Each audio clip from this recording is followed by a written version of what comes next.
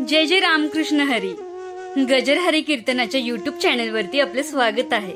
Video आवडल्यास व्हिडिओला like करा व असेच दर्जेदार व्हिडिओ पाहण्यासाठी चॅनलला सबस्क्राइब करा. गजानन महाराजांच्या चरित्राच्या कितीही खोली घालण्याचा प्रयत्न आपण तर त्या ठिकाणी केला तरी तो त्या ठिकाणी महाराज कमीच आहे. आगाध आगाध गजानन महाराजांचं काय आहे चरित्र आहे. साक्षात मारुती राय सुद्धा या ठिकाणी गजानन महाराजांचं चरित्र श्रवण करायला आलेले आहेत.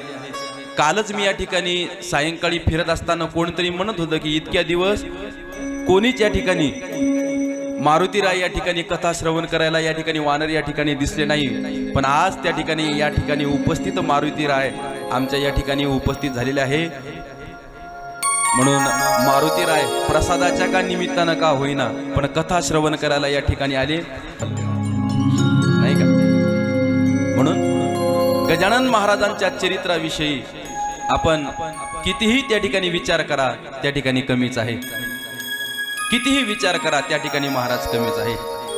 जाऊ दे आता कोणाचा आशीर्वाद मिळो का न मिळो मारुती रायाचा आशीर्वाद आपल्याला मिळाला.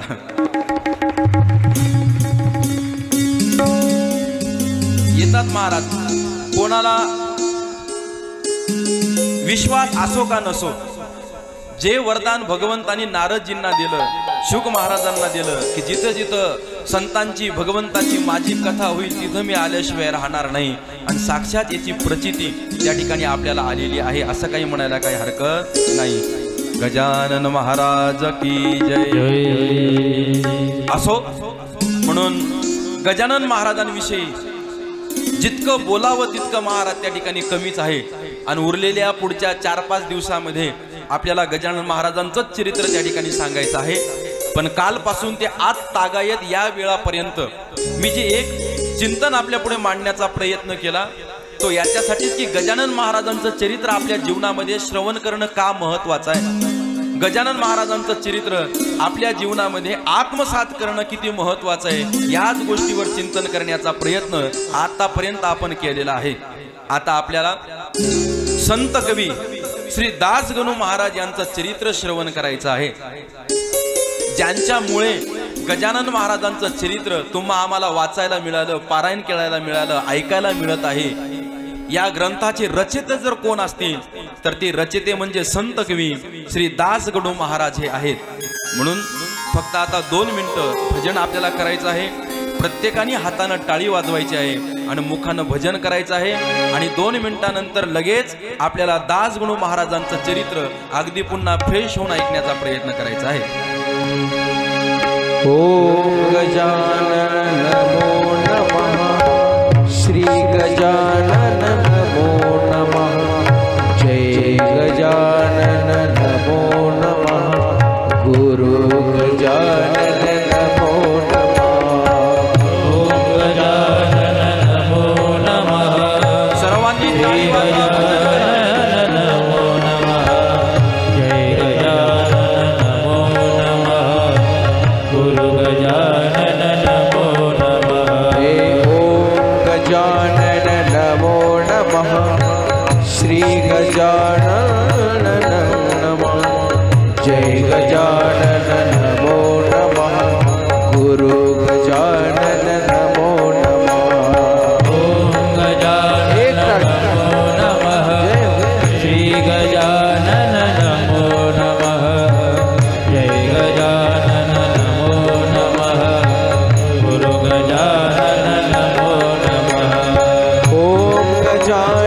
नमो नमः.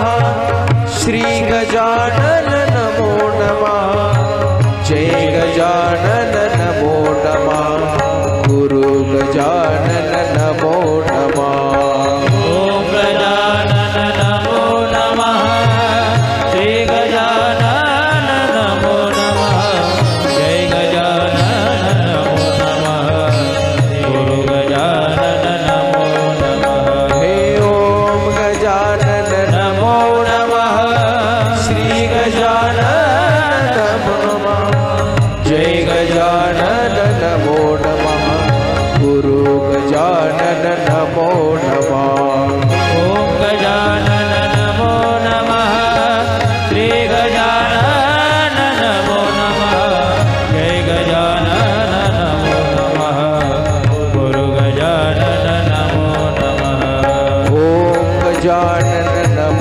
नमः श्री गजानन नमो नमः जय गजानन नमो नमः गुरु गजानन नमो नमः ओम गजानन नमो नमः श्री गजानन नमो नमः जय गजानन नमो नमः गुरु गजानन नमो नमः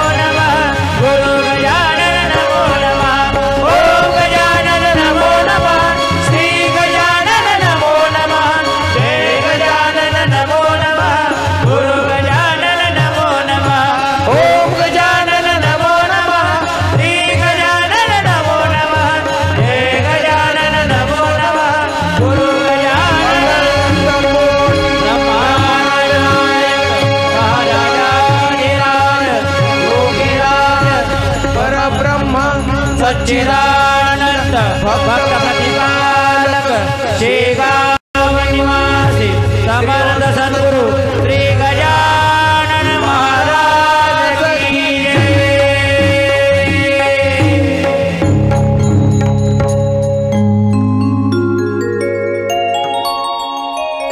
ज्यांच्यामुळे गजानन महाराजांचं चरित्र आपल्यापर्यंत येऊन पोहोचलं असे संत कवी दासगणू महाराज यांचं चरित्र आगाध आहे। आणि खरं सांगू तुम्हाला, संत कवी श्री दासगणू महाराज यांना आधुनिक महाराष्ट्राचं महिपती म्हणून ओळखले जातं। कारण की महिपती महाराज आहेत ना, यांनी सुद्धा महाराज गोड गोड साधू संतांचं चरित्र गायलेलं आहे, लिखाण केलेलं आहे। त्याच धर्तीवर आमच्या दासगणू महाराजांनी सुद्धा साधू संतांचे चरित्र लिहिले, आरत्या लिहिल्या, असं बरंच वाङ्मय त्यांनी त्या ठिकाणी तयार केलेलं आहे। दासगणू महाराजांचं चरित्र आगाध आणि वेगळंच आहे। ते काय अगोदर लेखक नव्हते, अगोदर संत नव्हते, अगोदर कीर्तनकार नव्हते। काय आहे त्यांचं चरित्र तेच आपण आज श्रवण करण्याचा प्रयत्न करणार आहोत। महाराज ज्यांच्यामुळे गजानन महाराज आपल्यापर्यंत येऊन पोहोचले त्यांचंही चरित्र आपल्याला कळणं क्रमप्रात आहे। म्हणून आपणही ऐका आणि दुसऱ्यालाही सांगण्याचा प्रयत्न करा की दासगणू महाराजांचं चरित्र काय आहे। अहमदनगर जिल्ह्यामध्ये अक्कोळनेर नावाचे एक गाव आहे आणि त्या गावामध्ये ब्राह्मण कुटुंबामध्ये एक आप्पाजी नावाचे गृहस्थ होते। त्यांना एकूण 5 मुलं। त्या 5 मुलापैकी एका मुलाचं नाव होतं एकनाथ। त्या एकनाथजींना पुन्हा 4 मुलं झाले आणि त्या 4 मुलापैकी जे मोठे होते त्या मोठ्या मुलाचं नाव आहे दत्तात्रय। दत्तात्रय असं नाव आहे आणि हेच दत्तात्रय म्हणजे आमच्या दासगणू महाराजांचे वडील आहेत। दासगणू महाराजांचा जन्म पौष शुद्ध एकादशी 6 जानेवारी 1868 साली झाला आणि यांचा जन्म झाल्यावर नंतर त्यांचं शरीर जरासं आगळं वेगळं होतं। कान जरासे मोठे होते, ढेरी जराशी फुगलेली मोठी होती, पोट जरासं मोठं होतं। नामकरण विधी करत असताना त्यांचं नाव अगोदर आजोबांनी एकनाथच ठेवलं होतं, नारायण ठेवलं होतं। त्यांच्या आजोबाचं नाव एकनाथ आणि अशा प्रकारे त्यांनी त्या ठिकाणी नारायण नाव ठेवलं आणि नंतर त्यांचे मोठे कान पाहून, मोठं पोट पाहून म्हणले नाही नाही हा गणपती सारखा दिसतोय, म्हणून काय केलं पाहिजे, याचं नाव गणपतीला साजेसं असं ठेवलं पाहिजे। म्हणून त्यांचं नाव ठेवलं महाराज गणपत। मग कोणी त्यांना गणपत म्हणतं आणि कोणी त्यांना गणेश अशा प्रकारे त्या ठिकाणी म्हणतं. म्हणून एकनाथजी जे आजोबा होते दासगणू महाराजांचे, त्यांनी अगोदर लेकराचं ठेवलेलं नारायण नाव बदललं आणि नारायण नाव बदलून त्यांचं नामकरण केलं गणपत किंवा गणेश किंवा गणपती. गणपती सारखे दिसायचं पोट, त्यांचे मोठे मोठे कान, याच्यानुसार. वय वर्ष 9 आमच्या दासगणू महाराजांचं झालं. शिक्षणाला सुरुवात झाली आणि वयाच्या 9व्या वर्षी ब्राह्मण कुटुंबामध्ये जन्माला आल्यामुळे उपनयन संस्कार झाले. आणि असं काही नाही बरं की ब्राह्मण कुळात जन्माला आलेल्या मुलाचेच उपनयन संस्कार झाले पाहिजे, असं काही नाही. आपणही आपल्या मुलाचे उपनयन संस्कार केले पाहिजे. म्हणून ब्राह्मण कुलाच्या नियमाप्रमाणे 9व्या वर्षात पदार्पण करत असताना दासगणू महाराजांचे उपनयन संस्कार या ठिकाणी पार पडले. वयाच्या 14व्या वर्षी 4थ्या वर्गात शाळा शिकत असताना त्यांनी शाळा सोडून दिली. म्हणजे 4थ्या वर्गात शाळा सोडून दिली त्या काळात असं म्हणणं जरासं चुकीचं ठरत होतं. का? म्हणजे त्या काळचा 4था वर्ग म्हणजे ग्रॅज्युएशन.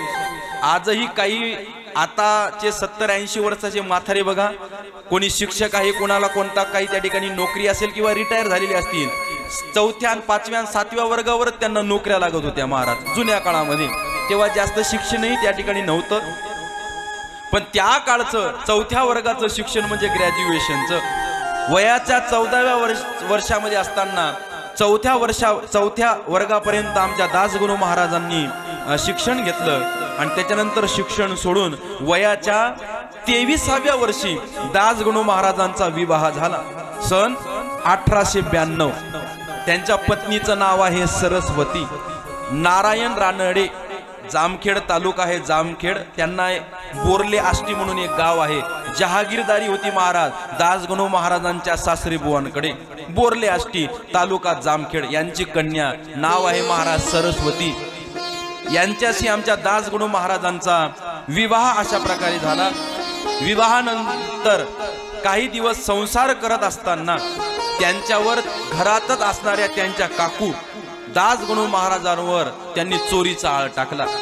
त्यांनी चोरी केली नव्हती, पण चोरीचा आळ टाकल्यामुळे दासगणू महाराजांना तो आळ सहन झाला नाही आणि तो आरोप सहन न झाल्यामुळे आपल्या पत्नी समवेत त्यांनी आपल्या घराचा काय केला? त्याग केला. काकू नाही त्या पडत्या शब्दात बोलू लागली, नाही त्या उतरत्या शब्दात बोलू लागली. मी तर चोरी केली नाही आणि हे शब्द मी ऐकू कशाला, म्हणून मी या घरातच राहणार नाही, म्हणून घराचा त्याग केला. घराचा त्याग केला दासगणू महाराजांनी आपल्या पत्नी समवेत. त्यांची भेट झाली महाराज मिस्टर कॅनडी यांच्या सोबत. कॅनडी SP होती, SP इंग्रजाचं राज्य होतं ना. कॅनडी साहेब SP होते आणि त्यांची भेट झाल्यामुळे 4थ्या वर्गापर्यंत शिक्षण यांचं झाल्यामुळे प्रतिमाहा 9 रुपये महिन्यावर मिस्टर कॅनडींनी दासगणू महाराजांना पोलीस खात्यामध्ये पोलीस हवालदाराची नोकरी दिली. पोलीस हवालदाराची. जवळजवळ तो काळ होता 1893चा. 1893 साली आमच्या दासगणू महाराजांना त्या ठिकाणी पोलीस खात्यामध्ये हवालदाराची नोकरी मिळाली. त्यांना वाटलं काय झालं, हवालदार असलो तर, पण काही दिवसानं चांगलं काम करून आपली काय होईल, बढती होईल, आपल्याला मोठं उच्चस्त पद त्या ठिकाणी पोलीस खात्यामध्ये प्राप्त होईल. त्यांच्या अंतःकरणातली ही इच्छाच होती की मोठ्या पदापर्यंत मी गेलो पाहिजे. आणि तो काळ होता महाराज समतोल शिर्डीच्या साईबाबाचा. त्यावेळेस शिर्डीच्या साईबाबांची चर्चा त्या भागामध्ये बरीचशी होती. बरेचसे लोक शिर्डीच्या साईबाबांच्या दर्शनाला जात होते.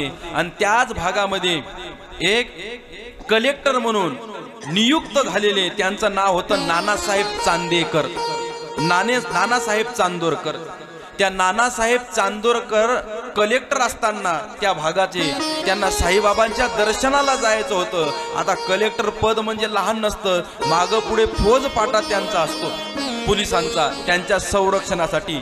म्हणून त्यांनी SP म्हणजे कॅनडी साहेबांना निरोप पाठवला, मला कुठे जायचंय, साईबाबाच्या दर्शनाला शिर्डीला जायचंय. म्हणून त्यांच्या सुरक्षतेसाठी SP साहेबांनी नियुक्ती केली. त्या नियुक्तीमध्ये महाराज नियुक्ती झाली आमच्या दासगणू महाराजांची.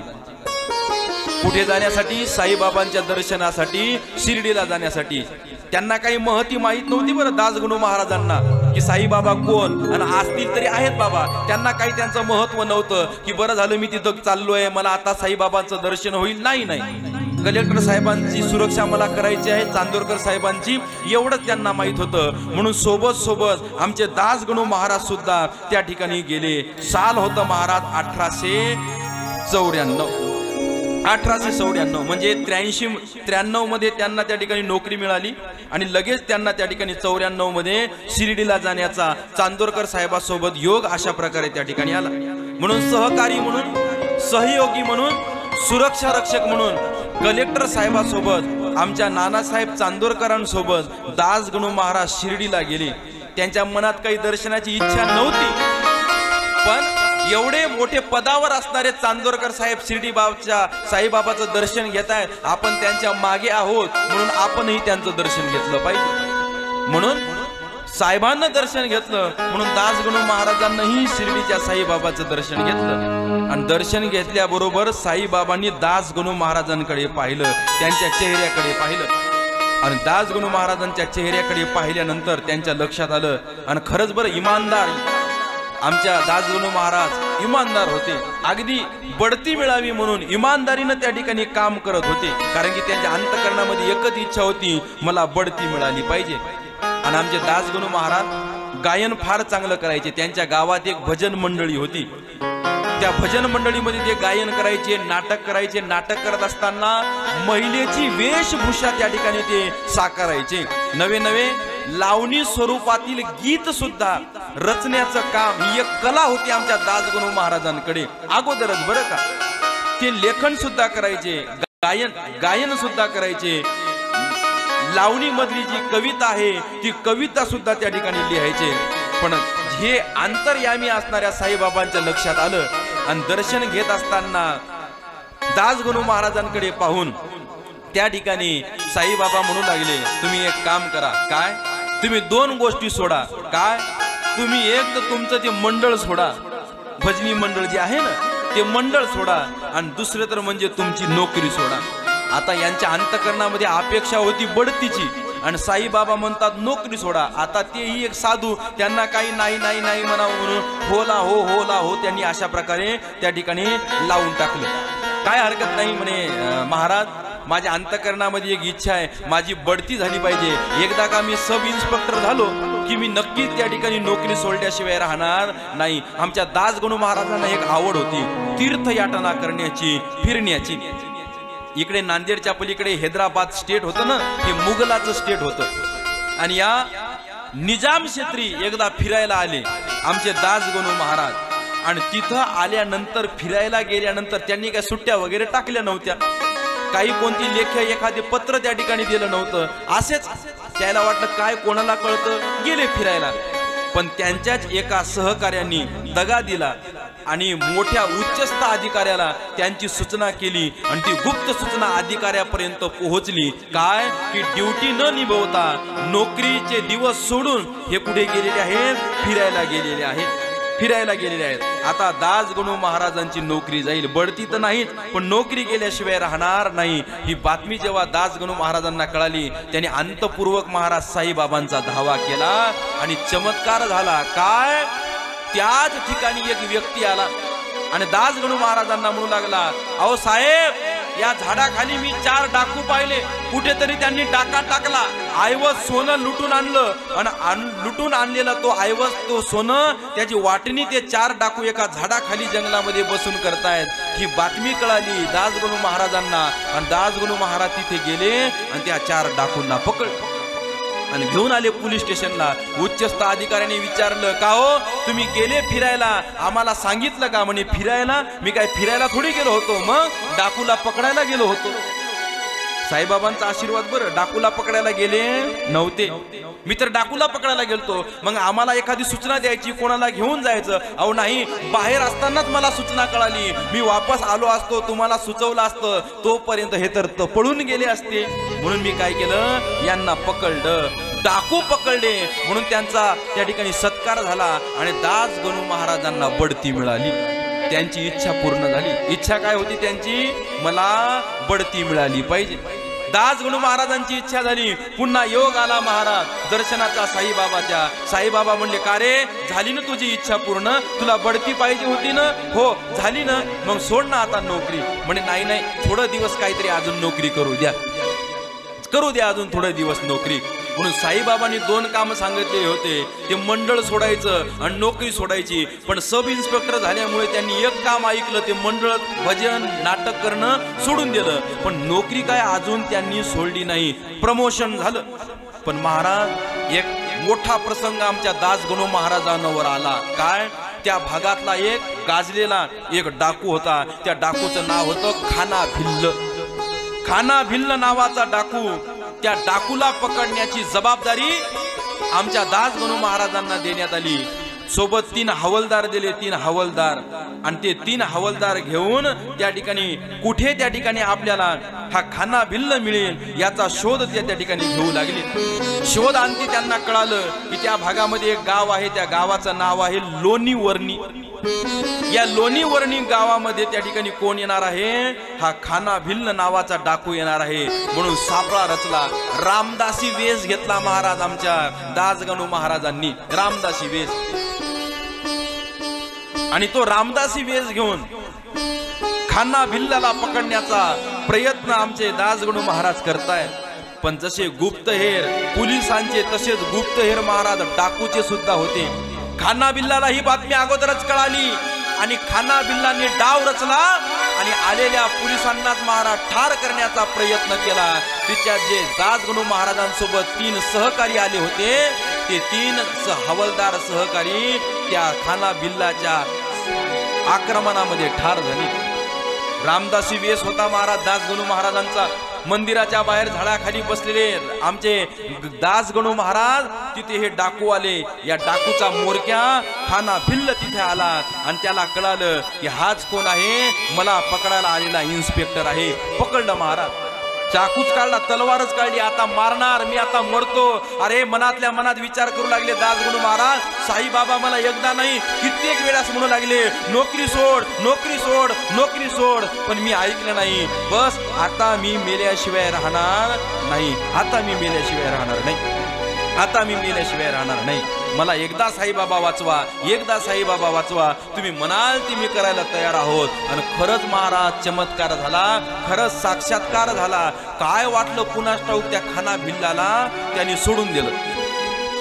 दास गणू महाराजांना सोडून दिलं. मला वाटते ते पोशाख पाहून, तो रामदासी संत स्वभावाचा रूप पाहून त्याचं मन पालटलं की काय. तसं मन पालटवणारे आमचे साईबाबाच होते. म्हणून ऐका ना, म्हणून सोडून दिलं. आता माझ्या नादी लागू नको. मला पकडण्याचा प्रयत्न केला तर पुन्हा मी तुला ठार केल्याशिवाय राहणार नाही. म्हणून त्या ठिकाणी सांगितलं आणि ती धमकी देऊन सोडून दिलं. आणि मग त्या रामदेशी वेशामध्ये तिथंच आमचे दास गणू महाराज राहू लागले. स्वतः तर पकडण्याचा प्रयत्न केला नाही, पण हळूहळू लपून लपून गुप्तहेर म्हणून त्या खाना बिल्लाच्या बातम्या पोलिसांना, वरिष्ठ अधिकाऱ्यांना पोहोचवण्याचं काम करू लागले. आणि पुन्हा ही बातमी त्या खाना बिल्लाला कळाली. म्हणे का रे, एकदा त्याला पकडलं सोडलं त्याला कळालं नाही वाटते, त्याला मारावंच लागते. ही बातमी आमच्या दास गणू महाराजांना कळाली की आता खाना भिन्न मला मारायला पुन्हा निघालेला आहे. एकदा तर त्यानं मला सोडलं, पण आता तो मला सोडणार नाही. म्हणून आता कुठेतरी लपून बसलं पाहिजे.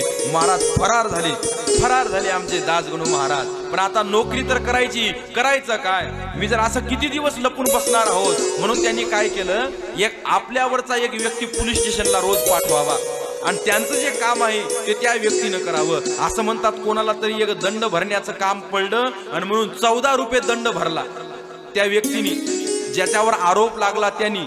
आणि तो दंड कोण जमा केला? दास गणू महाराजांच्या नावावर काम करणाऱ्या त्या व्यक्तीने. पण ते पैसे पाहून त्याचे डोळे फिरले. त्या 100-200 वर्षा अगोदर 14 रुपये म्हणजे काय छोटी रक्कम नव्हती. ते 14 रुपये त्यांनी पाहिले, खिशात घातले, पावती फालतीच नाही, गेलं पोलीस स्टेशन सोडून. पण महाराज आरोप लागला कोणावर पैसे खाल्ले म्हणून. दासगणू महाराजांवर.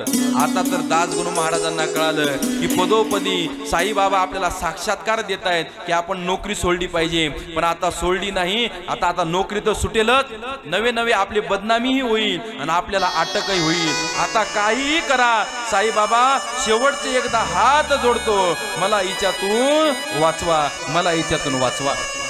साईबाबांनी पुन्हा कृपा केली. ते संतच आहेत महाराज, तुम्ही संत माय बाप कृपावंत.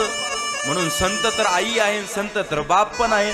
आणि ते कशाला आपल्याला त्या ठिकाणी त्याग करतील, आपल्याला शिक्षा देतील.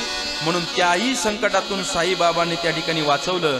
आणि आता मात्र त्यांनी नोकरी सोडली आणि साईबाबाला शरण आले आमचे दासगणू महाराज. उपदेश केला साईबाबांनी, तू काय कर, कीर्तन कर, ग्रंथ लिखाण करण्याचं काम कर. जवळजवळ 1904 पर्यंत त्यांनी नोकरी केली. 1904 नंतर त्यांनी नोकरी सोडली आणि मग साईबाबाच्या उपदेशानुसार त्यांनी कीर्तन परंपरा करायला सुरुवात केली. पहिलं कीर्तन त्यांनी जामखेड तालुक्यातच केलं, म्हणजे आपल्या सासुरवाडीकडे पहिलं कीर्तन. ऐका ना, साईबाबांची ग्रंथ संपदा चरित्र लिहिण्याचं काम आमच्या दासगणू महाराजांनी केलं. साईबाबाची आरती लिहिण्याचं काम आमच्या दासगणू महाराजांनी केलं. नवे नवे साईबाबा समाधीस्थ झाल्यानंतर साईबाबांचं जे संस्थान त्या ठिकाणी स्थापन झालं, त्या संस्थानचे पहिले अध्यक्ष जर कोण असतील तर ते म्हणजे अध्यक्ष गणपत दत्तात्रय सहस्त्रबुद्धे, म्हणजे आमचे दासगणू महाराज आहेत. 1922 ते 1945 या कालावधीपर्यंत या संस्थांचं अध्यक्षत्व सांभाळण्याचं काम आमच्या दासगणू महाराजांनी केलं. आणि या संस्थानला, या आश्रमाला साईबाबाची कीर्ती जगामध्ये पसरवण्याचं काम त्या ठिकाणी केलं. म्हणून अनेक ग्रंथ लिखाण करण्याचं काम आमच्या दासगणू महाराजांनी केलं. आणि शेगावच्या रामचंद्र पाटलांना कळालं की दासगणू महाराज आहेत आणि यांनी काय केलेलं आहे, साधू संतांचं चरित्र लिहिलेलं आहे. मग आपल्याही गजानन महाराजांचं चरित्र आपण यांच्याकडून लिहून घेतलं पाहिजे. फार लिखाणामध्ये महाराज तरजेब होते दासगणू महाराज. ईशावस्य उपनिषद आहे, उपनिषदाचे प्रकार, त्याच्यातलं एक नाव आहे ईशावस्य. आणि या ईशावस्य उपनिषदावर सुद्धा टीका करण्याचं काम आमच्या दासगणू महाराजांनी केलं. भाषांतर करण्याचं काम आमच्या दासगणू महाराजांनी केलं. पण ईशावस्य उपनिषदावर टीका करत असताना पहिला श्लोक येतो महाराज, ईशावस्यमिदं सर्व यत्किंचित जगता जगत. याचा अर्थ असा आहे, या जगात जे काही आहेपणानं दिसते, भासते, जाणवते, हे सारं ईश्वरानंच व्यापलेलं आहे. त्या सर्वाचा त्यागपूर्वक भोग करा. ऐका, काय करा, त्यागपूर्वक भोग घ्यावा. त्यागपूर्वक भोग. पहिल्या श्लोकामध्ये आमचे दासगणू महाराज अडकले. अरे बघा, शब्द किती वेगळा आहे. त्याग करायचा तर भोग कसा करता येईल, आणि भोग घ्यायचा तर मग त्याग कसा करता येईल. म्हणून त्यागपूर्वक भोग या शब्दाचा अर्थ काय, याचं भाषांतर काय करायचं, याच्यावर टीका कशी करायची, हेच दासगणू महाराजांना कळत नव्हतं. आणि मग ते पुन्हा महाराज त्या ठिकाणी अंतःकरणामध्ये विचार करू लागले की आता आपण त्या ठिकाणी काय केलं पाहिजे, आपण आता काय केलं पाहिजे. साईबाबा ह्यात असताना हा प्रश्न साईबाबांना दासगणू महाराजांनी विचारला. साईबाबा म्हणले, अरे या प्रश्नाचं तर उत्तर काका दीक्षितांची मोलकरीण सुद्धा देऊ शकते. कोण? मोलकरीण. तुम्ही म्हणसाल महाराज दासगणू महाराज एवढे विद्वान असून त्यांना त्यागपूर्वक भोग या शब्दाचा अर्थ कळाला नाही, आणि काका दीक्षित जे मुंबईला राहतात त्यांची मोलकरीण कशी सांगेल. ऐका, हुशार फक्त माणसं शिकूनच होत नसतात. शिक्षण घेणं म्हणजे काय, साक्षर होणं म्हणजे काय. साक्षर होणं म्हणजे हुशार होणं नाही. साक्षर होणं म्हणजे अक्षराचं ज्ञान होणं. फार मोठे ग्रॅज्युएशन केलं, PhD केली, MA केलं, D.Ed. B.Ed. केलं म्हणजे तो व्यक्ती हुशारच झाला असं आपल्याला म्हणता येणार नाही. तो ज्ञानी झाला, तो साक्षराचा, त्याला अक्षराचं ज्ञान आलं, पण त्याला हुशार म्हणता येणार नाही. मग त्याला काय, बघा तुम्ही, आमचे गुरुवर्य श्री हरिभक्तपरायण वैकुंठवासी बाबासाहेब महाराज इंगळे नेहमी एक उदाहरण द्यायचे. ते म्हणायचे, एक पाईपलाईन करण्यासाठी काही इंजिनियर सर्वे करू लागले, खोदकाम झालं, पाईपलाईन आथरल्या गेली, पण ते विसरूनच गेले. पाईपलाईन आथरत असताना ती पाईपलाईन बुजण्याच्या अगोदर तिच्यातून त्यांना एक वायर टाकायचा होता. आता तो वायर टाकायचा कसा हा प्रश्न त्या इंजिनियरला पडला, त्या अभियंत्यांना पडला. शिकलेले महाराज, डिग्री झालेले, मास्टर कोर्स केलेले, पण हा प्रश्न त्यांना पडला. विचार करू लागले.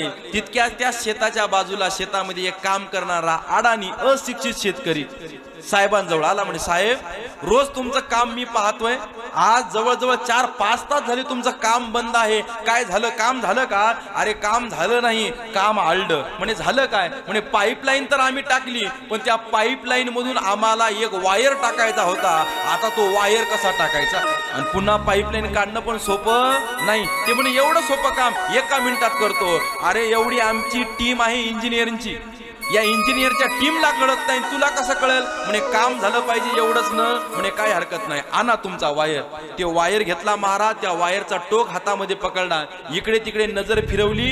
एक कडब्याची त्या ठिकाणी पेंडी होती, त्या कडब्याच्या पेंडीला आजूबाजूला केलं, तिच्यात एक उंदीर त्या शेतकऱ्याला सापडला. तो उंदीर घेतला आणि त्या वायराचं टोक त्या उंदराच्या शेपटीला बांधला आणि त्या पायपाच्या अलीकडच्या टोकातून तो उंदीर सोडून दिला की तो पळतच दुसऱ्या टोकातून निघला. का? शिकलेला होता का? होतो शेतकरी अडाणी होता, पण हुशार होता. म्हणून ऐका, त्यागपूर्वक भोग करायचा.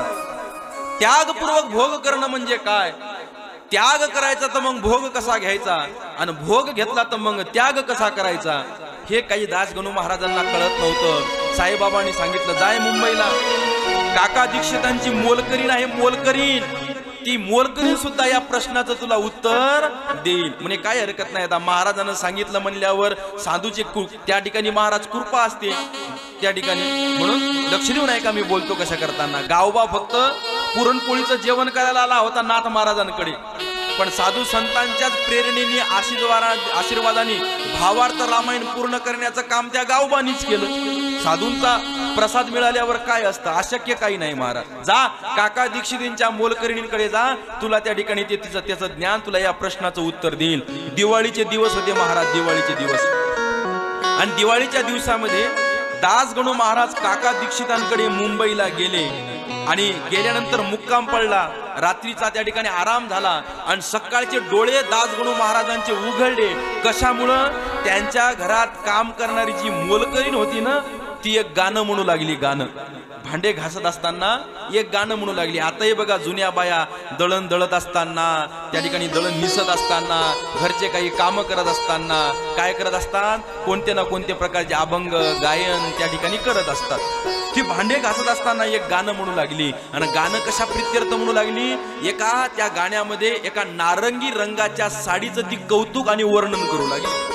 एक नारंगी रंगाची साडी आहे आणि बायांना महाराज या गोष्टीची फार आवड असते, साडींची, अलंकाराची, नाही का? म्हणून नारंगी रंगाची साडी आहे, त्याचा पदर असा आहे, त्याचे काठ असे आहेत, वेगवेगळ्या प्रकारचं वर्णन त्या साडीमध्ये, त्या साडीचं वर्णन त्या ठिकाणी ती करू लागली. बाईला असं वाटतं महाराज, आपल्या अंगावरच्या अलंकाराचं नाही, आपल्या अंगावर परिधान केलेल्या साडीचं कौतुक कोण केलं पाहिजे? इतर महिला मंडळीनं केलं पाहिजे, इतर महिला मंडळीनं केलं पाहिजे. जोपर्यंत 4 बाया, नवऱ्यानं कितीही महागाची साडी आणू द्या, पण जोपर्यंत 4 बाया त्या साडीला चांगल्या म्हणणार नाही, तोपर्यंत तिच्या अंतःकरणामध्ये समाधान प्राप्त होणार नाही. तिला वाटतं कोणी ना कोणी विचारावं. 10,000ची पैठणी आणली एका बाईनं, परिधान केली, गल्लीत फिरू लागली. कोणतरी चौकशी करावं की साडी कुठून आणली, कशी आणली. आता हिची 10,000ची, गावात गल्लीतल्या सगळ्याच्या अंगावर 20,000ची. 10,000च्या साडीची कोण कौतुक आणि कोण विचारपूस करणार आहे? कोणीच विचारलं नाही. हिचं पोट दुखू लागलं ना, कोणीतरी विचारावं, कोणीतरी विचारावं, कोणीतरी विचारावं. त्याच गल्लीनं चालत असताना तिला एक कुत्री दिसली. त्या कुत्रीच्या शेपटीवरच पाय दिला या बाईनं. ती क्याव क्याव क्याव क्याव ओरडू लागली. कशाला माझ्याकडे पाहून ओरडतेस? 10,000ची साडी आहे, कुत्रीला का होईना पण तिनं सांगितलंच. असंच भुकलं. म्हणून मी बोलतो कशा करताना लक्ष देऊ नये का? साडीची आवड असते महिला मंडळींना. म्हणून त्या नारंगी रंगीच्या साडीचं कौतुक ती काका दीक्षितांची मोलकरीण करू लागली. आणि त्या आवाजानं दासगणू महाराजांचे डोळे उघडले. कोण गायन करतोय, कोण गाणं म्हणते? पण ऐका, जी साडीचं वर्णन करणारी जी मोलकरीण होती, तिच्या अंगावरची साडी मात्र मळालेली फाटकी होती. आणि दिवस कोणते होते महाराज? दिवाळीचे होते, दिवाळीचे दिवस होते. दासगणू महाराज उठले आणि काका दीक्षितांकडे गेले. का हो, ही कोण आहे? म्हणे ही आमच्या घरची मोलकरी नाही. अरे हीच आहे का ती? साईबाबाने हिचंच नाव मला सांगितलं का? हिच्याकडे जेवून मला हा प्रश्न विचारायला सांगितला का? आणि तिच्याकडे पाहिलं तर ती मळकी साडी, फाटकी साडी नेसलेली, केस विचकटलेले आणि यांच्या घरी भांडे घासणारी आणि गाणं म्हणते साडीचं, आणि हिला मी हा प्रश्न विचारू का? जाऊ द्या, काही का असे ना. काका दीक्षितांना विनंती केली दासगणू महाराजांना, अहो दिवाळीचा दिवस आहे, तुमच्या घरी काम करणारी ही मोलकरी नाही, कमीत कमी हिला एखादी साडी द्या. असं म्हटल्यानंतर दासगणू महाराजांची विनंती ऐकली आणि काका दीक्षितांनी घरातल्या महिलांना सूचना केली, कपाटातली एक भरजारी किमतीवान साडी त्या ठिकाणी दिवाळीच्या सणावर भेट म्हणून त्या मोलकरीला दिली. काय आनंद हो, काय आनंद त्या मोलकरीला. आनंद झाला. आतल्या खोलीमध्ये गेली, जुनी साडी काढून टाकली आणि नवीन साडी परिधान करून त्या ठिकाणी बाहेर आली. आनंद झाला महाराज. दिवसभर अंगावरती नवीन साडी परिधान करून होती. आणि मग त्या दिवशी घरी गेली आणि दुसऱ्या दिवशी पुन्हा वापस आली. पण दुसऱ्या दिवशी वापस आली तेव्हा तिला काका दीक्षितांनी दिलेली नवीन साडी तिच्या अंगावर नव्हती. मग तीच पहिलीच मळकी आणि फाटकी साडी तिच्या अंगावर होती. दासगणू महाराज म्हणले, का ग, तुला तर काल साडी दिली होती ना काका दीक्षितांनी? म्हणे हो दिली होती, पण ती कुठे? म्हणे छान कपाटात घडी करून ठेवली. हे म्हणत असताना तिच्या चेहऱ्यावरचा आनंद महाराज शब्दात सुद्धा सांगता येत नव्हता. बघा, काका दीक्षितांनी दिलेली साडी आज तिच्या अंगावर आहे का? नाही. तिच्या अंगावर आता पुन्हा फाटकीच साडीच आहे. पण पुन्हा फाटकी साडी तिच्या अंगावर आहे, पण तिच्या चेहऱ्यावर आज दुःख आहे का? नाही. तिच्या चेहऱ्यावर आज दुःख नाही. यालाच म्हणतात महाराज त्यागपूर्वक भोग. तिला साडी मिळाली, पण त्या साडीचा तिनं त्याग केला आणि त्यागपूर्वक भोग घेऊन तिला काय प्राप्त झाला? आनंद प्राप्त झालेला आहे. म्हणून हे माझं, हे माझं, हे माझं करत बसायचं नाही. आहे त्या गोष्टीचा, त्या जिन्सापूर्वी वापर त्या ठिकाणी करायचा. महाराज फार वाद चाललाय हो घराघरामध्ये. कशासाठी चाललाय वाद? याच्यासाठीच चाललाय, याच्यासाठीच चाललाय. मी माझ्या ताईकडे नांदेड सिटीमध्ये, पुण्याला माझी ताई राहते. मी तिकडे गेलो, जरा महिला मंडळी जरा लक्ष देऊन आहे का, तिकडे गेलो. तिथं एक छोटासा कार्यक्रम होता. मग ते संध्याकाळचं जेवण, आता शहरामध्ये ते जेवण म्हणजे बफे सिस्टीम, ताट ते हातात घ्यायचं, कोणत्या तरी कोपऱ्यात 4-4 जणांना उभं राहायचं आणि जेवायचं. मी तिथे जाऊन गेलो, त्या गार्डन मध्ये उभं राहिलो, लक्ष फिरवलं तर तेवढ्या गार्डन मध्ये, तेवढ्या मैदानामध्ये मला एक चित्र दिसलं. काय चित्र दिसलं? 2 महिला होत्या. एक जराशी जाडजूड होती आणि एक जराशी वाळली होती. एक जाड होती आणि एक जराशी वाळली होती.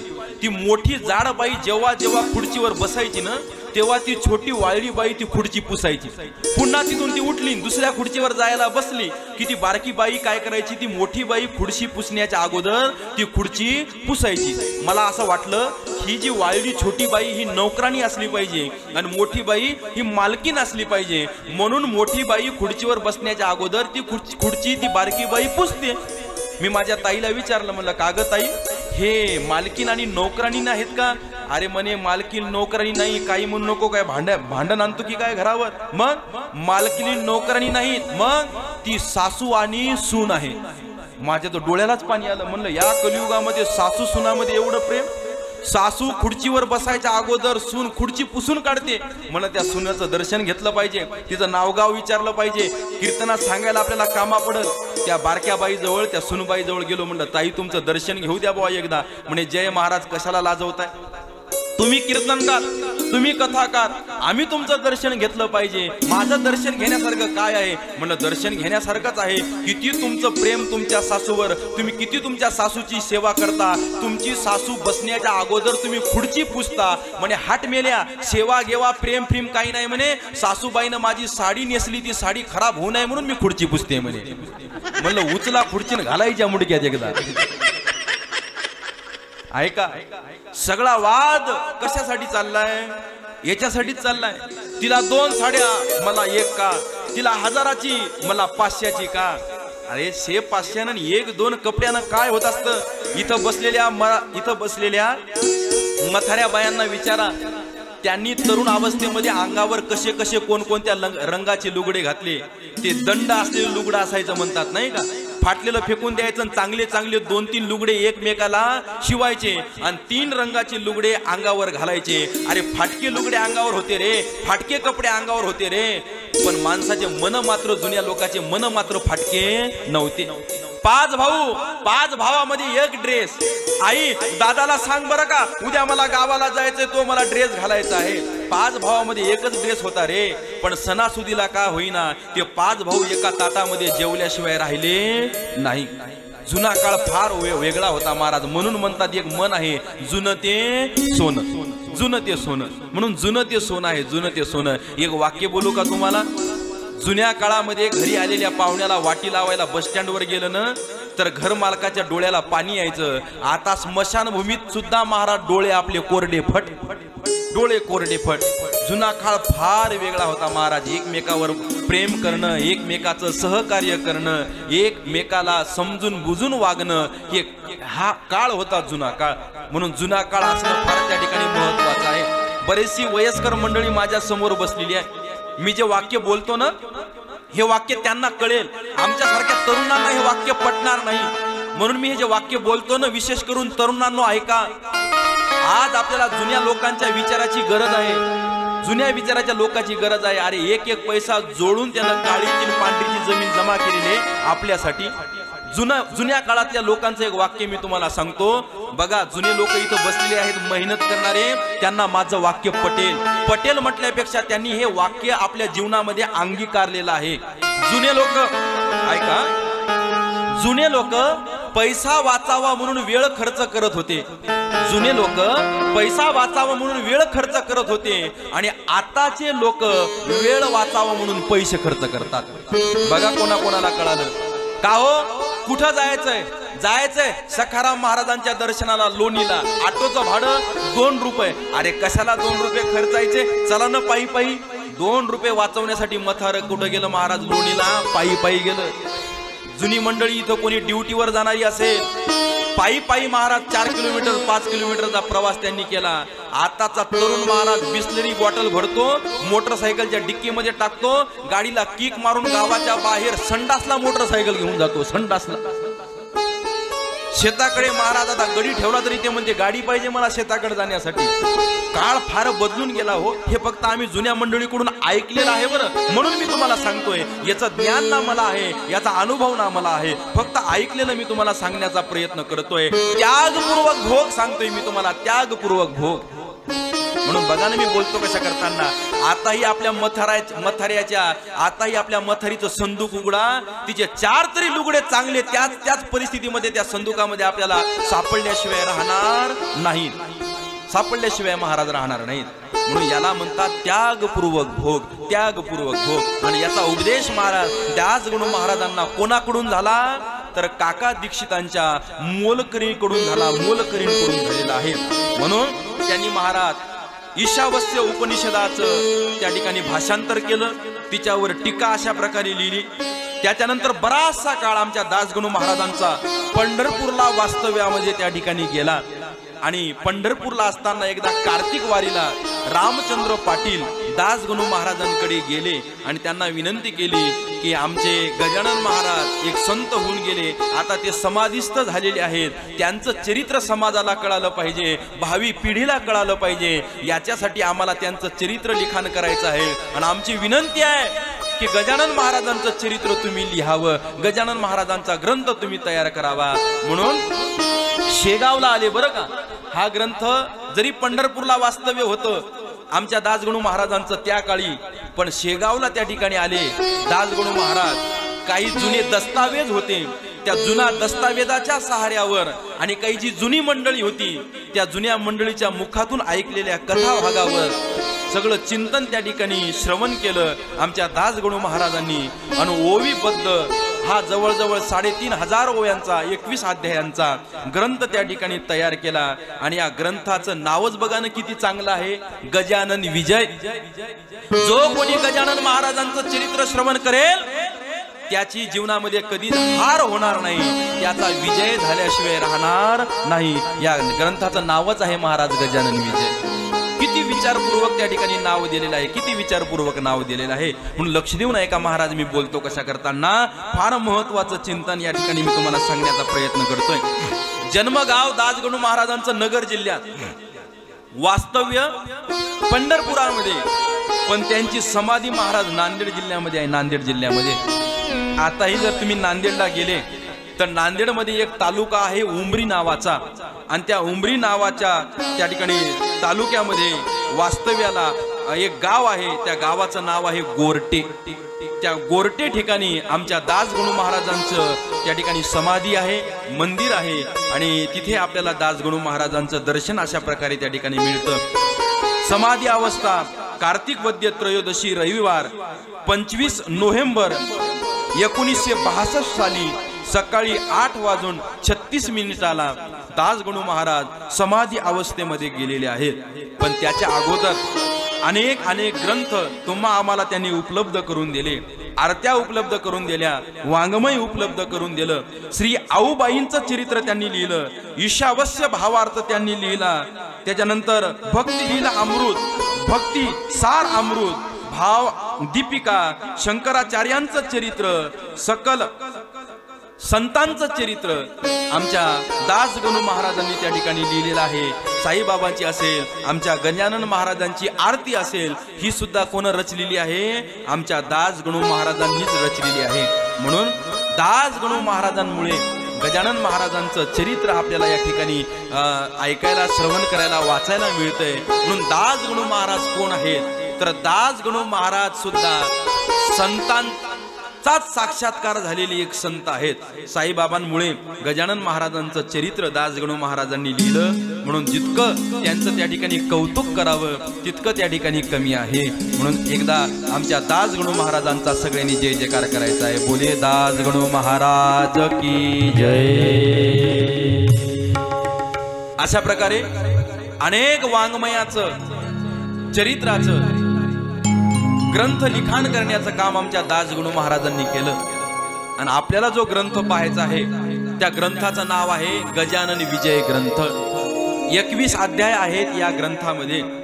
21 अध्यायापैकी पहिला अध्याय आज आपल्याला या ठिकाणी चिंतनाला घ्यायचा आहे.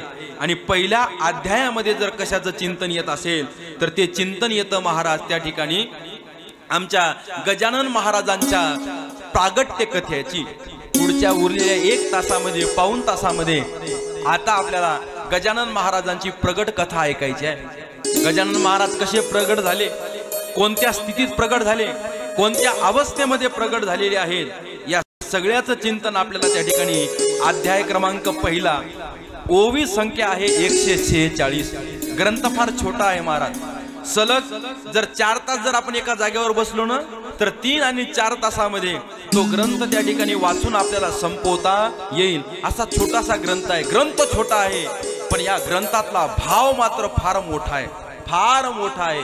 तो महिनाभर जरी आपण सांगायचं म्हणलं तर न संपणारा भाव या छोट्याशा विजय ग्रंथामध्ये, गजानन विजय ग्रंथामध्ये आपल्याला बघायला मिळतो. म्हणून गजानन विजय नावाचा ग्रंथ आहे. श्री गजानन स्वामी चरित्र जो नियमे वाचिल सत्य त्याचे पुरतील मनोरथ गजानन कृपेने. दासगणू महाराज लिहित आहेत, जो कोणी नियमाने गजानन महाराजांचं चरित्र वाचेल, जो कोणी गजानन महाराजांचं चरित्र श्रवण करेल. आता कसं असतं, प्रत्येकालाच वाचता येईल याची शाश्वती देता येत नाही. कोणाच्या डोळ्यावर काहीतरी ताण पडलेला असतो, कोणाची नजर खराब झालेली असते, कोणाला त्या ठिकाणी अक्षराचं ज्ञान नसतं, काही त्या ठिकाणी महाराज अडचणी असतात. आणि त्या अडचणीमुळे त्या ठिकाणी काय होत असतं, आपल्याला ते ग्रंथ त्या ठिकाणी वाचायला जमत नाही. म्हणून आमच्या वारकरी संप्रदायामध्ये साधू संतांनी 2 ग्रंथाचं श्रवण करा असं त्या ठिकाणी सांगितलेलं आहे. 2 ग्रंथ, एक ग्रंथ आहे गीता ग्रंथ आणि दुसरा ग्रंथ आहे महाराज भागवत ग्रंथ. गीता भागवत करीती श्रवण, गीता भागवत करीती श्रवण, गीता भागवत करीती श्रवण, गीता भागवत करीती श्रवण. हे अखंड चिंतन विठोबाचे, अखंड चिंतन, अखंड चिंतन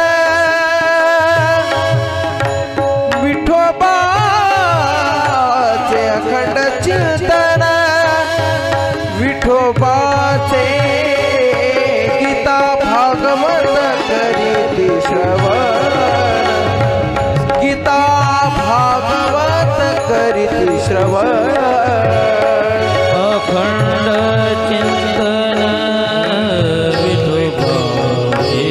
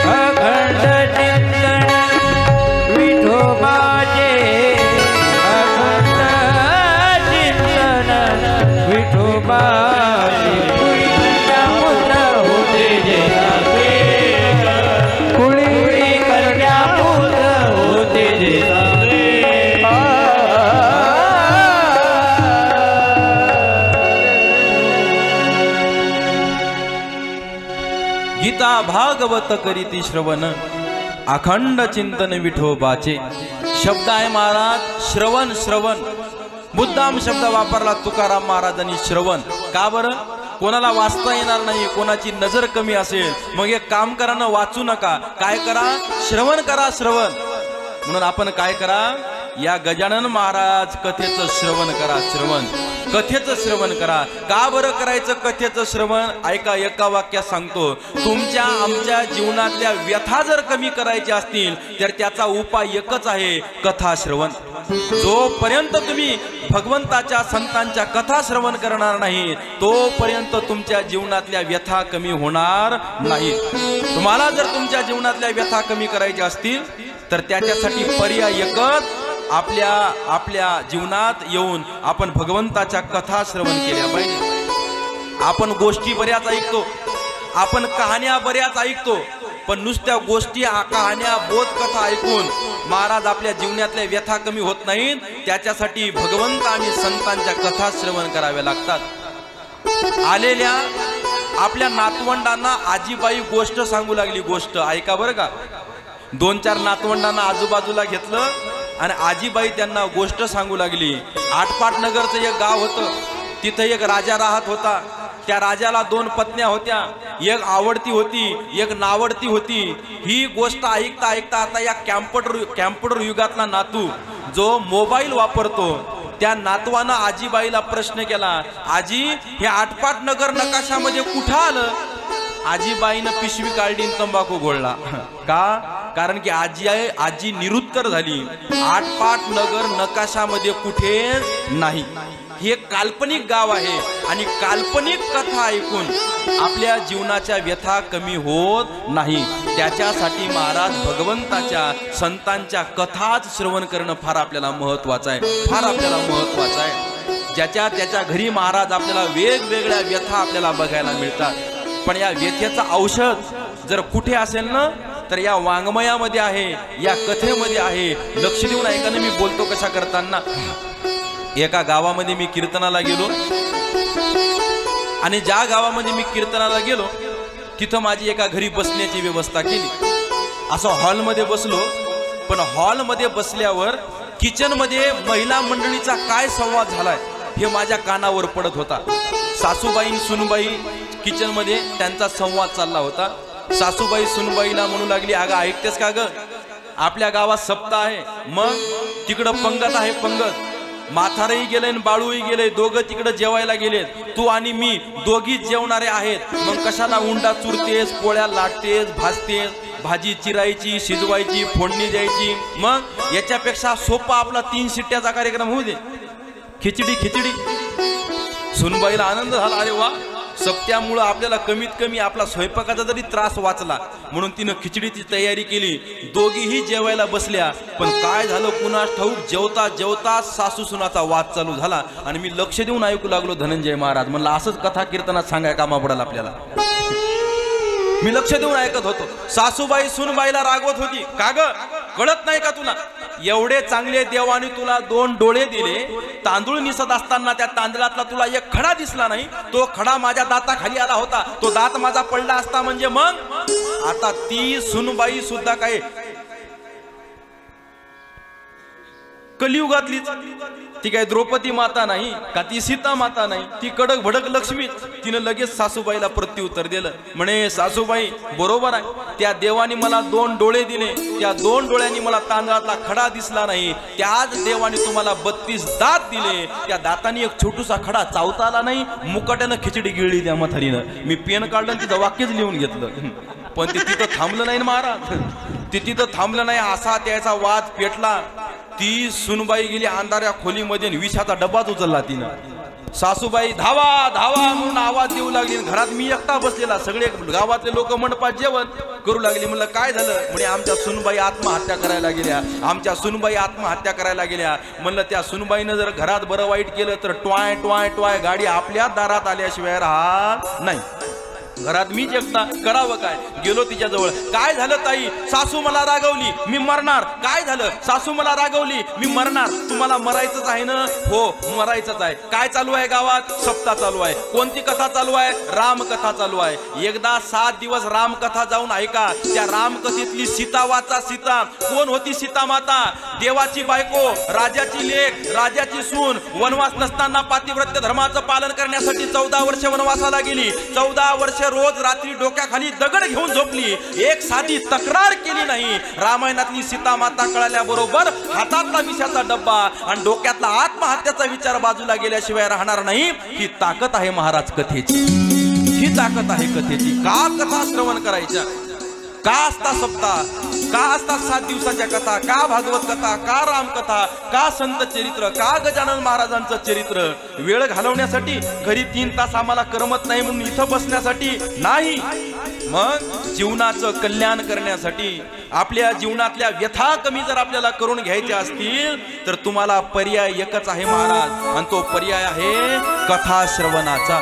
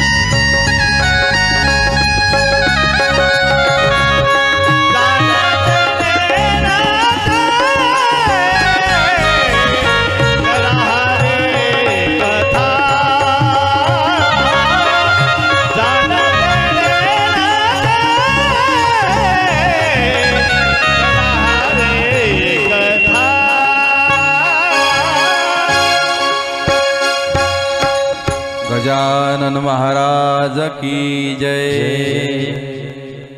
जाणतेपणाने असेल, अजाणतेपणाने असेल, मुद्दाम असेल, अचानक असेल, कोणाच्या संगतीनं असेल, कोणत्या का माध्यमानं होईना महाराज, पण आपण काय केली पाहिजे?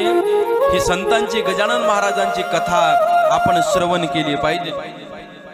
ग्रंथारंभी आमचे दासगणू महाराज सगळ्यांना वंदन करतात. वंदन सगळ्यात अगोदर गणेशजींना वंदन केलं, सरस्वती मातेला वंदन केलं, आमच्या पांडुरंग परमात्म्यांना वंदन केलं, भगवान शंकरजींना वंदन केलं, कुलदैवत असणाऱ्या कोल्हापूर निवासी महालक्ष्मीजींना वंदन केलं, दत्तात्रय भगवंतांना वंदन केलं, सांडिल्य ऋषी, वशिष्ठ ऋषी, गौतम ऋषी, पराशर ऋषी, शंकराचार्य, गहिनीनाथ, निवृत्तीनाथ, ज्ञानेश्वर महाराज, तुकाराम महाराज, रामदास स्वामी, साई बाबा, वामन शास्त्री आदी करून जी काही संत मंडळी होऊन गेली त्या सगळ्यांना या ठिकाणी वंदन अशा प्रकारे आमच्या दासगणू महाराजांनी केलेलं आहे। का मी जे कार्य करतोय हे कार्य निर्विघ्नपणे पार पडलं पाहिजे म्हणून त्या ठिकाणी काय असतं महाराज, वंदन असतं, म्हणून काय असतं, नमस्कार असतो। म्हणून महाराज आपणही नमस्कार केला पाहिजे बरं।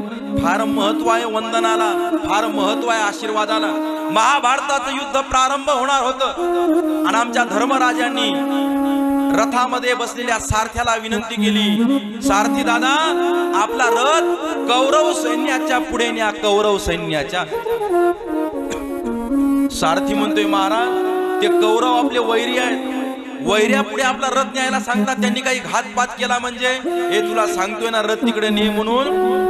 मोठमोठे रथी महारथी महाराज कौरवाच्या सैन्यामध्ये होते, तिच्यातले महत्वाचे म्हणजे भीष्माचार्य, कृपाचार्य, द्रोणाचार्य या सगळ्यांच्या समोर सारथ्यांनी आमच्या धर्मराजाचा रथ नेला।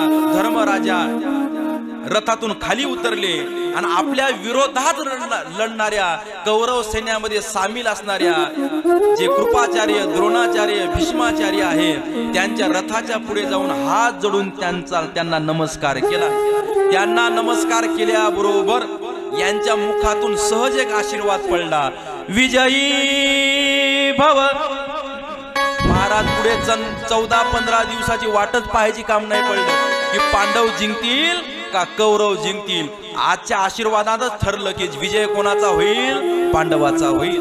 कशासाठी सांगतोय मी, वंदन का महत्वाचं आहे, का नमस्कार महत्वाचा आहे, म्हणून कार्य निर्विघ्नपणे पार पडलं पाहिजे म्हणून त्या ठिकाणी सगळ्या संतांना काय केलेलं आहे, वंदन केलेले आहे। त्या ठिकाणी त्यांच्या चरणाचं आपण काय केलं पाहिजे, वंदन अशा प्रकारे त्या ठिकाणी केलं पाहिजे। संतांचे चरण असतात बरं, तुम्ही म्हणसाल चरण कोणाचे, संतांचेच का, ज्यांचं आचरण चांगलं असतं त्यांचे असतात चरण। तुमचे आमचे तंगडे, पाय पण नाहीत म्हणता येणार महाराज नाही का, तुमचे आमचे तंगडे आहे आणि ज्यांचं आचरण चांगलं आहे त्यांना म्हणतात महाराज काय, त्यांचे असतात चरण, त्यांचे असतात चरण। म्हणून एखादा खरा संत जर आपल्याला कधी योगायोगाने भेटला ना तर आपलं मस्तक त्याच्या चरणावर टेकवलं पाहिजे। का बरं मस्तक टेकवलं पाहिजे त्याच्या चरणावर, कारण की त्या साधू संतांचे, त्या संतांचे कर्म त्यांच्या चरणात असतात आणि आपले ललाटीचं जे भविष्य असतं, आपलं जे नशीब असतं हे आपल्या कपाळावर लिहिलेलं असतं। कपाळावर जर आपल्या कपाळावरच्या रेषा हे दुःखाच्या असतील आणि आपण जर एखादा चरण साधूच्या, एखाद्या संतांच्या चरणावर मस्तक टेकून जर दर्शन घेतलं ना तर दुःखाच्या रेषा मिटल्या जातात, समाधानाच्या, आनंदाच्या, सुखाच्या रेषा त्या ठिकाणी उमटल्या जातात। म्हणून जर यथा सांग खरा साधू ओळखा बरं, पण खरा साधू जर भेटला तर निश्चितच त्यांच्या त्या ठिकाणी काय केलं पाहिजे, नवे नवे आपण कधीही तुम्ही त्या ठिकाणी गजानन महाराजांच्या मंदिरामध्ये दर्शनाला जा, आपल्याला मूर्तीपर्यंत जाता येत नाही। तुम्ही गजानन महाराजाच्या शेगावला जा किंवा कोणत्याही मंदिरामध्ये बघा, शक्यतो आलेल्या साधकाला मूर्तीपर्यंत जाता येत नाही, म्हणून अलीकडेच त्या ठिकाणी काय ठेवलेले असतात, आमच्या श्रीच्या चरण पादुका ठेवलेल्या असतात, चरण पादुका। आळंदी पंढरपूर, देहू पंढरपूर, जगद्गुरु तुकाराम महाराज, ज्ञानेश्वर महाराजांची पालखी जाते, पालखी। असंख्य जनसमुदाय महाराज त्या रथाला स्पर्श करण्यासाठी, भगवंताचं, संतांचं दर्शन करण्यासाठी जमत असतो। त्या रथामध्ये मूर्ती नसते तुकाराम महाराजांची, त्या रथामध्ये मूर्ती नसते ज्ञानेश्वर महाराजांची, पादुका असतात, पादुका। पादुका का, कारण की संतांच्या चरणामध्ये फार महत्व आहे महाराज, फार त्या ठिकाणी महत्व आहे त्या पादुकेमध्ये। तुम्हाला माहित आहे प्रभू रामचंद्र वनवासाला गेले आणि वनवासाला गेल्यानंतर 1 महिन्यानंतर का म्हणतोय, कारण की उल्लेख आलाय 2 पौर्णिमेनंतर, 15/2/30 म्हणजे प्रभू रामचंद्र वनवासाला गेलेल्या 1 महिन्यानंतर भरत भेटीचा प्रसंग आहे, भरत भेटीचा। आणि भरत भेटीचा प्रसंग असताना भरतजी प्रभू रामचंद्राला भेटायला गेले, हात जोडून त्या ठिकाणी विनंती करू लागले, दादा तुम्ही वापस चला, मी सिंहासनावर बसणार नाही, तो सगळा अधिकार तुमचा आहे। नाही भरता नाही नाही रघुकुल रीत सदा चली आई प्राण जाय पर वचन न जाई. बाबाचे 2 वरदान आहेत आईला दिलेली. एका वरदानानं भरताला राज्य, दुसऱ्या वरदानानं त्या ठिकाणी रामाला वनवास आईनं मागितलेला आहे. बाबाचं एक वचन पूर्ण करण्यासाठी मी वनवासाला आलो आणि बाबाचं दुसरं वचन पूर्ण करण्यासाठी तुला सिंहासनाचा स्वीकार करावा लागेल, तुला राजा व्हावं लागेल.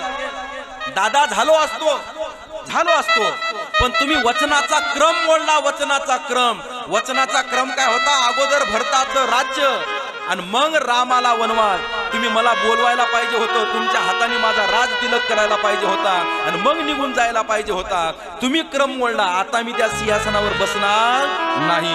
मग तुमचं काहीतरी वस्तू मला द्या, तुमच्या चरण पादुका मला द्या. मग प्रभू रामचंद्रांनी चरण पादुका दिल्या, आपल्या मस्तकावर धारण केल्या. प्रभू रामचंद्राच्या चरण पादुका भरतजींनी अयोध्यामध्ये वापस आले. सिंहासनावर स्वतः बसले नाही तर त्या पादुकाला त्या सिंहासनावर ठेवलं. अयोध्यातही राहिले नाही, नंदीग्रामला गेले. नंदीग्रामला प्रभू रामचंद्र वल्कल धारण करून वानप्रस्थ आश्रमामध्ये राहणार होते, कंदमुळे खाऊन 14 वर्ष. त्याच अवस्थेत मी सुद्धा राहील म्हणून वल्कल धारण केले आणि नंदीग्रामला जाऊन प्रभू रामचंद्र ज्या दिशेला वनवासात गेले तिकडे पाहून राम राम राम राम राम राम म्हणत राहिले. पण सारखे डोळ्यातून आसू येऊ लागले. अरे हाच पापी भरत आहे, याच पाप्यामुळे प्रभू रामचंद्राचा राज्याभिषेक 14 वर्ष लांबला. याच पाप्यामुळे प्रभू रामचंद्र वनवासाला गेले. या पाप्याला जगण्याची तीळ मात्रही शंका नाही. यानं जगलंच नाही पाहिजे, अधिकार नाही भरताला जगण्याचा. म्हणून धावत शरयू मातेच्या नदीकडे पात्राकडे गेले आणि डोहात उडी मारून आपला जीव प्राण त्याग करणार, डोहात पडणार एवढ्या 2 दिव्य पुरुष तिथे आले. दोघांनीही भरतजींचे 2 दंड पकडले आणि अलगद उचलून त्यांना जमिनीवर टेकवलं. काय करताय भरतजी, काय करताय? असा प्राण त्याग करू नका, स्वतःला दुःख मानून घेऊ नका. तुमच्यामुळं काही झालं नाही. भरतजी म्हणतात पण तुम्ही कोण? मी हा विचार माझ्या मनातल्या मनात केला, कोणाला बोललो नाही. विचार आल्याबरोबर पळत आलो. हे तुम्हाला कसं कळालं? तुम्ही आहात कोण? त्या 2 दिव्य पुरुषांनी उत्तर दिलं, ऐका. ते म्हणले आम्ही प्रभू रामचंद्राचे दिव्य पादुका आहोत. दिव्य पादुका. जेव्हा तुमच्या हातामध्ये दिव्य पादुका देत असताना प्रभू रामचंद्रांनी आम्हाला विनंती केली, काय करा? माझ्या भरताची काळजी घ्या, माझ्या भरताची काळजी घ्या. आगात चरित्र आहे महाराज रामायणामध्ये, भावाचं आगात. पण हे मी कशासाठी सांगतोय? संतांचे चरण, त्यांचेच चरण का असतात? कारण की त्यांचं आचरण चांगलं असतं. म्हणून गजानन महाराजांचे चरण आहेत आणि तुमचे आमचे पाय किंवा तुमचे आमचे तंगडे आहेत, तुमचे आमचे तंगडे आहेत. म्हणून तिथं काय ठेवलेले असतात महाराज? पादुका ठेवलेल्या असतात. आपण मूर्तीपर्यंत जाऊ शकत नाही. म्हणून त्या पादुकेचं दर्शन घेत असताना आपण आपलं मस्तक काय केलं पाहिजे? त्या पादुकेला त्या ठिकाणी लावलं पाहिजे, जेणेकरून आपल्या मस्तकावर ज्या काही वाईट गोष्टी असतील नशिबातल्या त्या पुसल्या जातील आणि चांगल्या गोष्टी आपल्या जीवनामध्ये आपल्याला प्राप्त होतील. श्री गणेश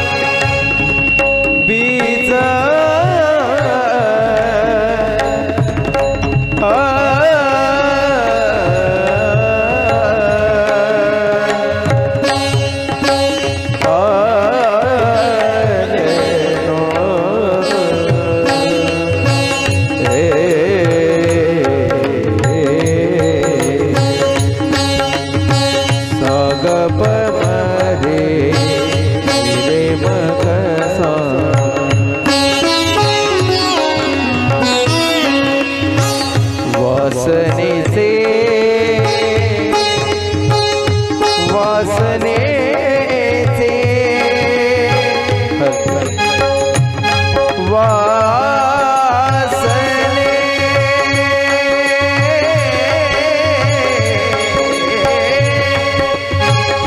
वासने वासने वासने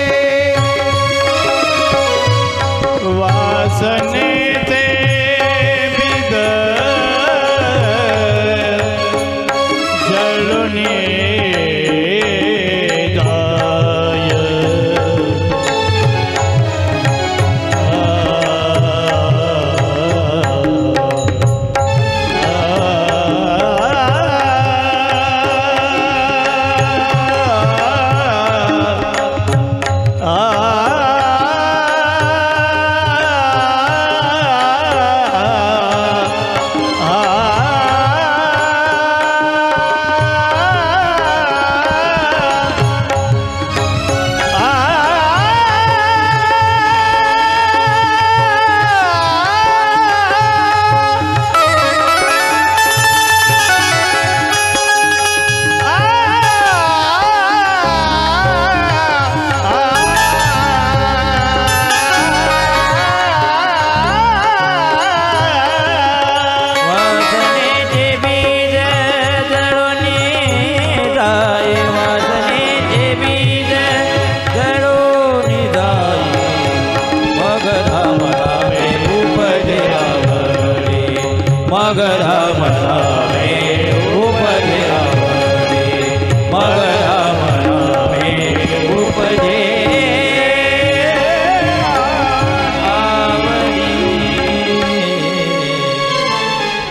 संत चरण रज लागता सहज वासनेचे बीज जळूनी जाय. संत चरणच नाही तर त्यांच्या चरणाच्या मातीचे कण धूळ कण जरी आपल्याला भेटली तरी महाराज आपल्या जीवनाचं कल्याण झाल्याशिवाय राहणार नाही. ही ताकद आहे गजानन महाराजांच्या चरणाची, ही ताकद आहे गजानन महाराजांच्या पादुकाची, ही ताकद आहे गजानन महाराजांच्या चरित्राची. सुरुवात करतायत दासगणू महाराज ग्रंथ लिहायला श्री गणेशाय नमः या उच्चाराने. जय जयाची उदार कीर्ती, जय जयाची प्रताप ज्योती, जय जयाची हे गणपती गौरी पुत्रा मयुरेश्वरा. म्हणून गणेशजी तुमचं आम्ही या ठिकाणी वंदन करतोय. आमचं जे कार्य आहे या कथेचं या ग्रंथाचं निर्विघ्नपणे काय पडलं पाहिजे, पार पडलं पाहिजे. तुझी कृपा झाल्याशिवाय बघा जशी राम कृपा माकडावर झाली आणि त्यांना शक्ती प्राप्त झाली तशीच तुम्ही मला लिखाणाची शक्ती द्या. तुमचं माझं नातं काय आहे, माय लेकराचं नातं आहे. हे दासगणू महाराजांचे शब्द आहेत बरं. तुम्ही जर ग्रंथ कधी वाचला, ओव्या कधी वाचल्या तर ते तुमच्या लक्षात येईलच. तुमचं आमचं नातं माय लेकरासारखं आहे. मायनं जसं लेकराला बोलायला शिकावलं तसं तुम्ही सुद्धा हा ग्रंथ मला त्या ठिकाणी लिखाण्याला शिकवा, लिहायला मला मदत करा. तुम्हा आम्हाला सावध करण्याचं काम दासगणू महाराज करतायत. आता श्रोते सावधान, संत कथेचे करा श्रवण, करोनिया एकाग्र मन निज कल्याण व्हावया. तुमचं जर कल्याण व्हावं असं वाटत असेल तर काय करा, सावधान होऊन ही कथा श्रवण करा, मन एकाग्र करून ही कथा श्रवण करा. आपण फार भाग्यवान आहोत. पवित्र ते कुळ पावन तो देश, जेथे हरीचे दास जन्म घेती. हा जो भाग आहे महाराज हा संत भूमीचा भाग आहे आणि या संत भूमीमध्ये आपण त्या ठिकाणी जन्माला आलेलो आहोत. याचे हेच कारण या भूमीत संत चरण अनादी कालापासून लागत आलेत आहेत की. दासगणू महाराज लिहित आहेत का मी तुम्हाला भाग्यवान म्हणतोय, का आपण भाग्यवान आहोत, कारण की या भूमीमध्ये अनादी कालापासून साधू संतांचे चरण स्पर्श या भूमीला झालेले आहेत. अगदी नारदजी असतील, ध्रुव असतील, कयादू कुमार असतील, उद्धवजी असतील, सुदामजी असतील, सुभद्रावर असतील, हनुमंतजी असतील, धर्मराज असतील, शंकराचार्य असतील, माधवजी असतील, वल्लभजी असतील, रामानुजी असतील, नरसिंह मेहता, तुलसीदासजी, कबीर, कमाल, सुरदास, गौरंग पुत्र, मीराबाई, गोरख, मच्छिंद्र, जालंधर, अगदी नामदेव महाराज, ज्ञानेश्वर महाराज, तुकाराम महाराज, महिपती पर्यंत सगळ्याच्या सगळ्यांचा नावाचा उल्लेख दास गणू महाराजांनी आपल्या या गजानन विजय ग्रंथामध्ये त्या ठिकाणी केलेला आहे. आणि आता वर्णन करतात त्या नगरीचं, ज्या नगरीमध्ये गजानन महाराज प्रगट झाले. काय नाव आहे त्या नगरीचं? त्या नगरीचं त्या काळचं नाव होतं महाराज शिवगाव. अपभ्रंश झाला आणि शिवगावचं काय तयार झालं? शेगाव झालं. मी कालच तुम्हाला सांगितलं आपल्या नगरीचं नाव ऋषीवट पण रिसोड झालं, वाशिमचं वत्सगुल्म पण वाशिम झालं, बरं का. म्हणून त्याचप्रमाणे त्या ठिकाणी काय झालेलं आहे, शिवगाव या शब्दाचा अपभ्रंश झाला. वराडात, शेगाव कोणत्या प्रांतात आहे महाराज? वराडात. आता या कथेची भाषा कशी पाहिजे होती? आठी तठीची, नाही का? ती भाषा तशी आहे ना, अरे आठी कुठं गेला तठी जाईन. म्हणून आता ज्या ज्या भागात आपण गेलो त्या त्या भागात काय असते, वेगवेगळी भाषा त्या ठिकाणी बोलल्या जात असतं. म्हणून वराड प्रांतामध्ये हे शिवगाव, विदर्भामध्ये आपण भाग्यवान. हे शिवगाव खामगाव तालुका, जिल्हा अकोला. शिवगाव का? कारण की तिथे एक पुरातन महादेवाचं मंदिर आहे. तसं तर गजानन महाराजाला हा जेव्हा आपण ग्रंथ वाचून तेव्हा गजानन महाराजाला दास गणू महाराजांना अनेक उपमा दिलेल्या आहेत. वेगवेगळ्या प्रकारे संतांच्या उपमा दिल्या. कधी कधी शंकर म्हटलं, कधी कधी हनुमंत म्हटलं, कधी कधी विष्णू म्हटलं. पण खोटं नाही सांगत, खरंच गजानन महाराज हे भगवंताचे जे अंश आहेत. का बरं भगवंताचे अंश आहेत? कारण की जिथं जिथं महादेवाचं ठाणं आहे पुरातन, तिथं कोणत्या ना कोणत्या रूपामध्ये आमच्या भगवान विष्णूने अवतार घेतलेला आहे. तुम्ही प्रत्येक ठिकाणी बघा, प्रत्येक ठिकाणी कोणत्या ना कोणत्या रूपाने. आता मी दूरचं उदाहरण नाही सांगत तुम्हाला. आपण जर हिंगोलीच्या पुढे जर औंढ्याला गेलो, औंढ्याला बरं का, 8 ज्योतिर्लिंगातलं एक ज्योतिर्लिंग आपल्या औंढ्याचं नागनाथ ज्योतिर्लिंग आहे.